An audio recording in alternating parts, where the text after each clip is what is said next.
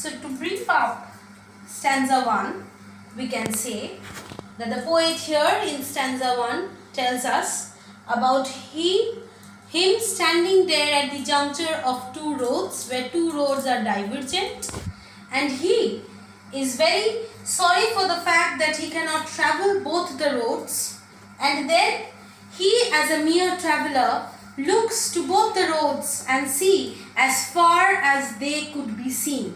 He sees the road until it bends there in the undergrowth, because everything is there new for the poet, and he does not know that which way should he follow and in what grounds. So now moving to our second stanza of the poem. Then took the other as just as fair, and having perhaps a better claim, because it was grassy and wanted wear, though as for that the passing there had warned them really about the same. So whenever you are left out with two options, I am left out with two options, there is often a fixed way in which, on the basis of which we select or we take our decisions. So here, what exactly is the logic on which the poet takes his decision? So he says that he is left out with no other option but to choose a road out of the two. So here he says that then took the other as just as fair. The word which is important in this line is the word other. Then took the other as just as fair.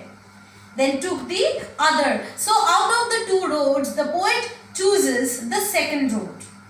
He keeps the first for some other day. And he says that he takes the second road as just as fair, just simply a fair choice for him or a correct decision for him. But what are the reasons for which he takes this decision? What are the reasons behind his taking this decision? So for him it is, and having perhaps a better claim. Out of the two roads, the other road, the second road, has got a better claim for the poet. The second road has a better claim because it was grassy and wanted wear. Now when you are asked that what are the reasons for which the poet takes the second road, your answer lies in the third line of the second stanza. He says that he chooses the second road for it being grassy and wanted wear. So he chooses the second road because it is grassy. You know what grassy is? Something which is full of grass. And wanted wear. Something which is not walked or used much. Something which wants it to be worn out. Now, I guess you know when you have played in fields or grounds, what do you see there? That the places where each day we play, the pitch where we play cricket, or the pitch which is used for football, it grows less amount of grass there. Why? Because every day it is frequently used. So for the poet, it was easy to understand that the second road was the one which was grassy, and which is the proof of the fact that it is not used much.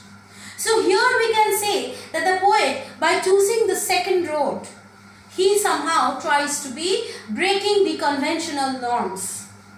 He does not prefer to choose what his previous people or what the people before has chosen. He thought of choosing something out of the way.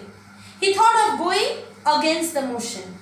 He thought of choosing the road which is not used by many, because it is not used much. So he finally chooses the second road which is grassy and wanted wear. Though as for that the passing there had warned them really about the same. But in a journey, while starting through it, he knows that he was the one who could understand that whether when he started passing through that, both the roads are quite very similar, all alike. It is not necessarily on the basis of the amount of grass or the amount of leaves or whether it is used much or whether it is not.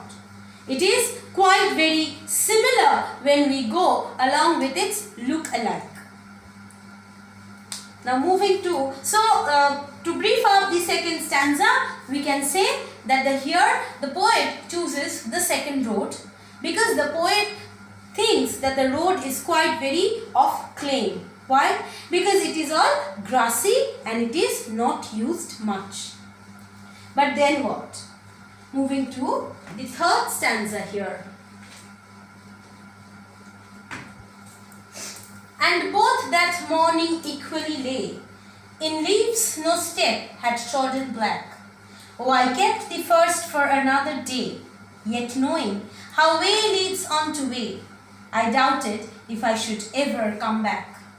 So, the poet says that for both the roads, the morning lies equal. The morning lies equally for both the roads, and in leaves no step had trodden black. And as the roads are filled up and covered with leaves, and it has not been used much. And how do you know that? Because it do not have the trodden impression on them. Trodden black means trodden is walked through something. When you walk through a particular thing, you have the impression, you have the mark there. So the leaves are not trodden black. They are not turned black because of trodding of the people. So, both in leaves no step had trodden black. So, it's all leaves there and no steps had trodden black. But then, oh, I kept the first for another day. In the first stanza I told you that the poet repents on the fact that he is very sorry he cannot travel both the road. And again he somehow satisfied his mind saying that I kept the first for another day. Though I chose the second road, I kept the first day for another day, use, or the first road for another day. And yet knowing how way leads on to way. And the poet knows it very well that it is the life's rule, it's the life's way of living, that life hardly gives us a second chance to retrace our steps. Life is something, the staircase that always leads us forward. You hardly get any scope to retrace your steps back and redo and recorrect and correct all the things which you have already done. So this is something which the poet is so very aware of. Now the mistakes, you will be in class 9 now, or you are in class 9 now. So the mistakes which you have done in class 8 or the mistakes which you have done in class 7, do you always get the scope of going back to class 7 or going back to class 8 and redo the things so that you don't do the mistakes? No, I guess you won't get that chance. So this is what life's rule is. That life is something that always helps us to move forward. So here also the poet knows that here is no turning back, here is no point of retracing your steps, but it is the life's rule that will be kept, that one way leads on to way. Once you end with one way, another way starts. Again another way ends, another way starts. There is no point of ending up.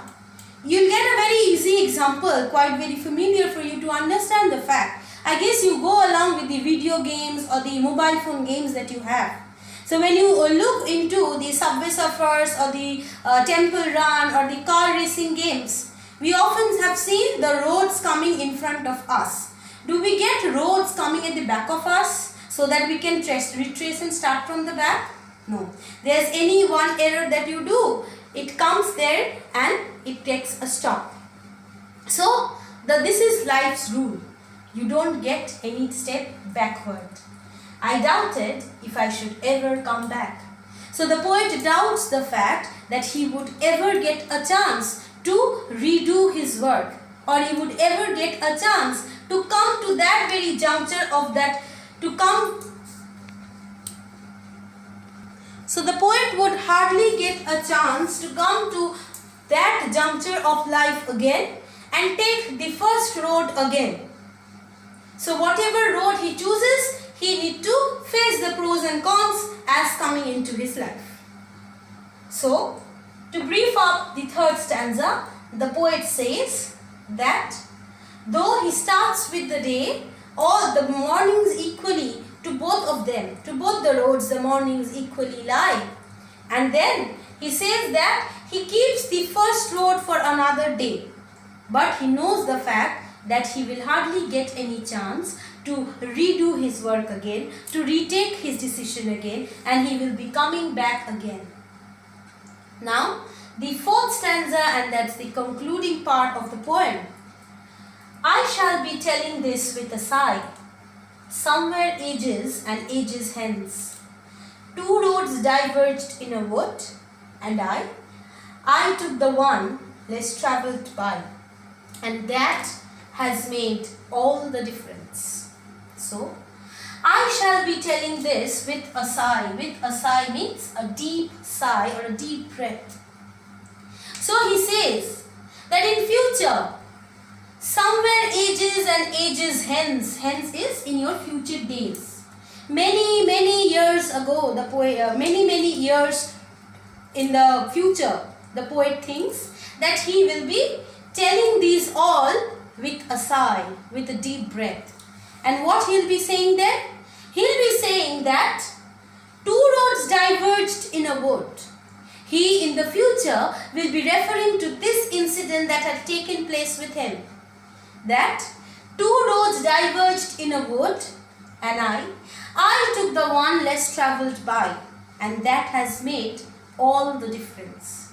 That somewhere ages before, I had a time when I was there at a divergent point where two roads passed through, and I need to choose one. And I had chosen the one which was less travelled by. And whatever I am, however my life is different today, is because of the choosing of that very second road on that day. So the poet says that if he would have chosen the first road, the life would have been something else. Now when he has chosen the second road, the life is something else. But however, whatever the difference between the future of choosing these two roads lies on the fact of his taking the decision on that very day. So, what does the poet emphasize here on? The poet says that whatever decision we take in our past is something that would of course have a reflection and impact on our future. It's not that the past is separated from our present and the present is something not reflecting on our future.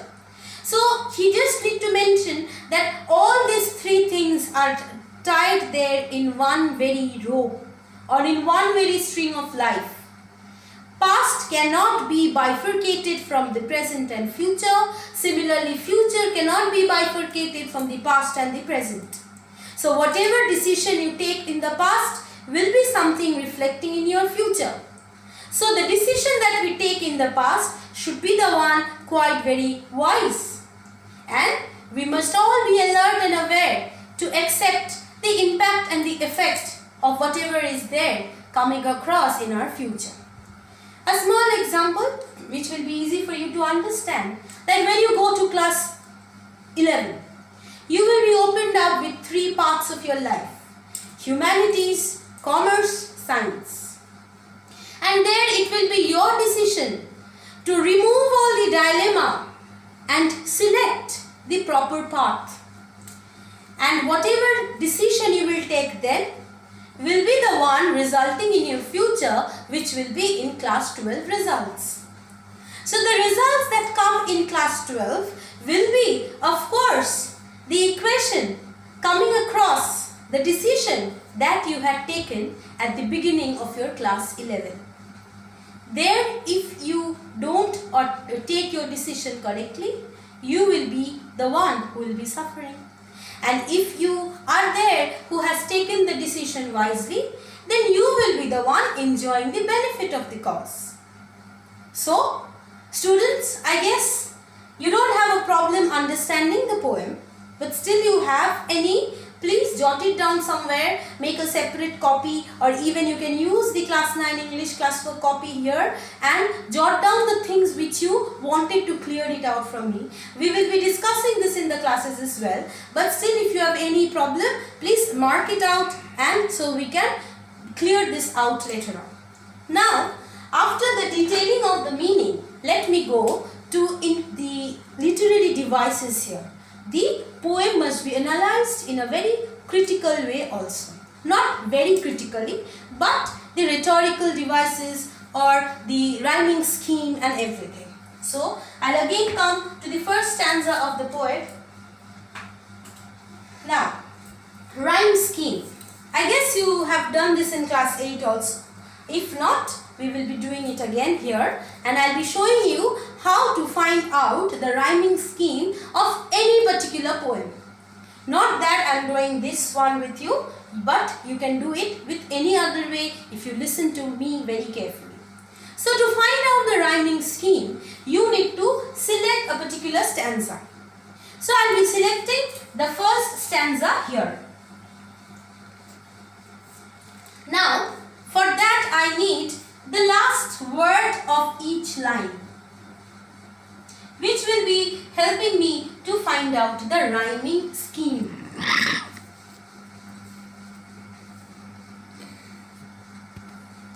So, the first word is wood. The last word here of the first line that would give me my rhyming scheme is wood. So, any word that you start with for the rhyming scheme will be rhymed with A. Okay?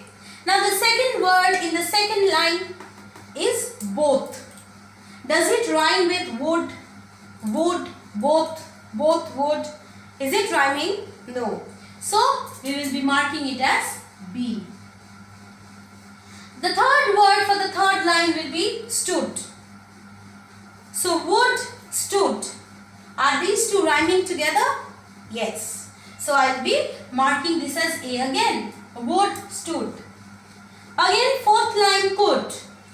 Wood, stood, could. Growth. Both, growth. So, it's rhyming with B. So, I am going to write it here as B. So, the rhyme scheme of the poem, The Road Not Taken, is A, B, A, B, A, B, A, B. The rhyming scheme of the poem. Now, in most of the cases, the stanzas, the first stanza having the rhyming scheme is quite very similar with the other part or the other stanzas as well. If you just need to see here. Fair, claim, fair, where, so A again. Fair, where, there, A again. Same, claim, same, B. See, we have done it with the first stanza. The same thing is there with the second stanza. You can try it at home with the other two stanzas also. Definitely you will get this rhyming scheme of A, B, A, B. Now moving on to the literary devices or the figures of speech used here. Now, as in the beginning only I have told you that the whole poem is a symbol. The two roads symbolic of the meaning of the two paths of life. Now, the second figure of speech that come across is alliteration. Alliteration is repetition of the first sound in the successive words. The repetition of the first sound at the beginning of the successive words. For example, if you see this word wanted where, wanted where, W, an example of alliteration. The successive means wanted where. Both the words are situated one after the other, and the beginning word, the alphabet is, the sound is were. Wanted were, where were. So it's an example of alliteration. We do have another example of alliteration in the poem. Here it is first, for, F. First, for. The repetition of the consonant sounds for at the beginning of first and at the beginning of for, and both of them are of course successive. That is one after the other. There is another new figure of speech, a word which is new to you, that is anaphora. Anaphora is, as I have told you, the repetition of the sound here. Anaphora is the repetition of a word in successive phrases, clauses or sentences. One particular word which is repeated at the beginning of successive phrases, successive lines or successive clauses. So here the word you see and.